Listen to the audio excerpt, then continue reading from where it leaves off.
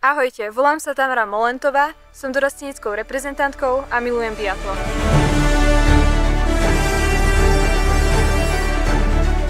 Na posledných majstrovstvách sveta som skončila 12. a od prieniku do najlepšej desiatky, ktorá je finančne podporovaná z týmu Slovakia, mi chýbalo 5 sekúnd. Alebo ak chcete, 2 mm. Taký je ale biatlon. Neodradilo ma to pokračovať vo svojom sne a reprezentovať Slovensko na olympiáde o 6 rokov. No zďaleka to nie je len o mne. Mnohí hovoria, že naša generácia je najtalentovanejšia za posledných 20 rokov a môžeme dosiahnuť veľké úspechy. Je ale veľmi ťažké konkurovať súperom zo severských krajín alebo tých z alpského prostredia.